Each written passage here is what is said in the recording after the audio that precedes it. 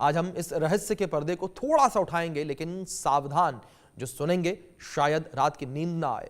आप देखिए रिपोर्ट।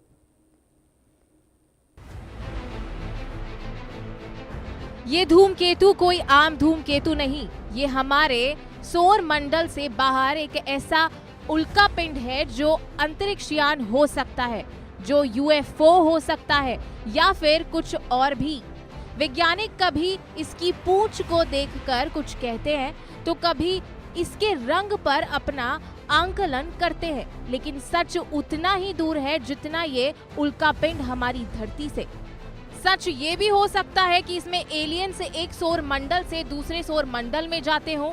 सच ये भी हो सकता है कि दूसरे ग्रह के लोग अंतरिक्ष की सैर कर रहे हो, और सच ये भी हो सकता है कि उल्का पिंड कहीं से टूटकर हमारे सौर मंडल में आ गया हो। और सच ना जाने कितने हो सकते हैं, और उसी सच को समझने में जुटा हुआ है धरती का हर वैज्ञानिक। तो एलियंस कितने करीब हैं या नहीं, इसको समझने के लिए पहले 3AI एटलस को समझने की कोशिश करते हैं। 3AI एटलस को जानिए।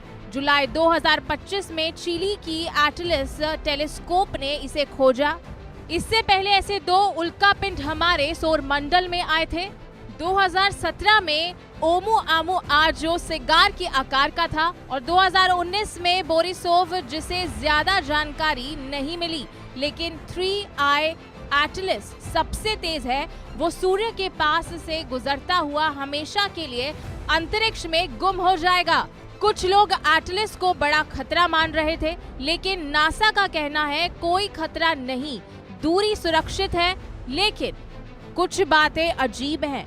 हबल और जेम्स वेब टेलीस्कोप की तस्वीरों में इसकी कोमा हरी चमक रही है डायटोमिक कार्बन से, लेकिन हाल ही में इसकी एक एंटी टेल दिखी जो सूर्य की ओर लाखों किलोमीटर लंबी है। वैज्ञानिक कहते हैं कि ये नॉर्मल है, लेकिन क्या ये कोई सिग्नल तो नहीं, जैसे ओमुआमुआ में नॉन ग्रेविटेशनल एक्सेलरेशन थी जो एलियन सेल की तरह लगती थी।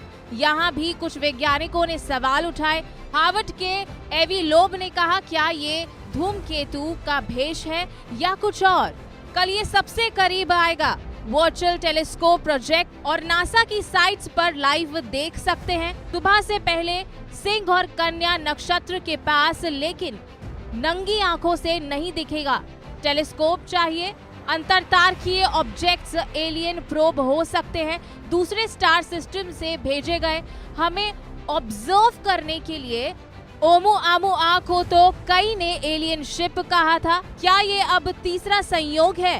वैज्ञानिक डेटा कहता है ये बर्फ और धूल का पिंड है, दूसरे तारे से बिलियंस साल पुराना।